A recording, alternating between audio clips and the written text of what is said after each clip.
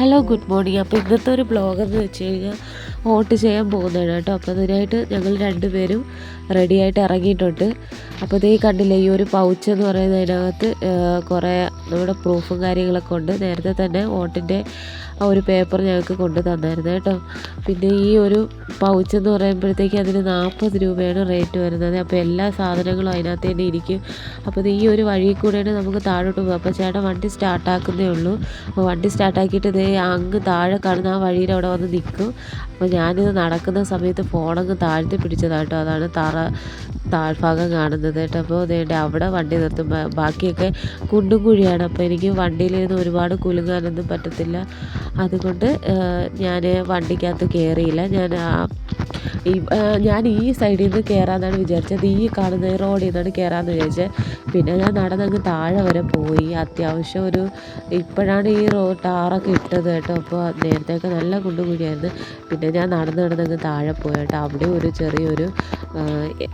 അവിടെ ഒരു ചെറിയ കല്ല് പോലെയൊക്കെ ഉണ്ട്. അപ്പോൾ അതുകൊണ്ട് പിന്നെ ഞാൻ വിചാരിച്ച് വെറുതെ വണ്ടിക്കകത്തിരുന്ന് കുലുക്കണ്ടെന്ന് വിചാരിച്ചിട്ട് ഞാൻ അവിടെ അങ്ങ് താഴെ വരെ നടന്നു പോകണം കേട്ടോ. അപ്പോൾ പിന്നെ നമുക്ക് നേടെ ഈ എയർടെലിൻ്റെ പുതിയ ടവറൊക്കെ വന്നിട്ടുണ്ട്.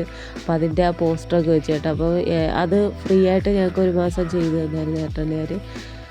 അപ്പോൾ ഞാൻ ആ വഴി കൂടെ താഴോട്ട് നടന്നു വരികയാണ്. പിന്നെ ഇനി നമുക്ക് വരുന്നത് ഞങ്ങളുടെ വീട്ടിൻ്റെ താഴെ തന്നെ അടുത്താണ് ബസ് സ്റ്റാൻഡ് വരുന്നത് കേട്ടോ.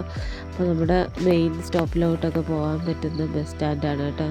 അപ്പോൾ ഇതുവഴി വരുമ്പോഴത്തേക്ക് ചേട്ടാ അവിടെ വണ്ടിയൊക്കെ സ്റ്റാർട്ടാക്കിയാണ്. ഞാൻ നേരത്തെ അങ്ങോട്ട് നേരത്തെ ഇറങ്ങണ്ടെന്ന് പറഞ്ഞതാണ്. പിന്നെ പട്ടിയൊക്കെ ഉള്ളതുകൊണ്ട് പിന്നെ ഇറങ്ങണ്ടെന്നൊക്കെ പറഞ്ഞതാണ്. പിന്നെ ഞാനത് കേൾക്കാതെ നേരത്തെ അങ്ങ് ഇറങ്ങി. ഞാൻ നോക്കിയപ്പോൾ അത്യാവശ്യം റോഡിലൊക്കെ ആൾക്കാരുണ്ടായിരുന്നു കേട്ടോ.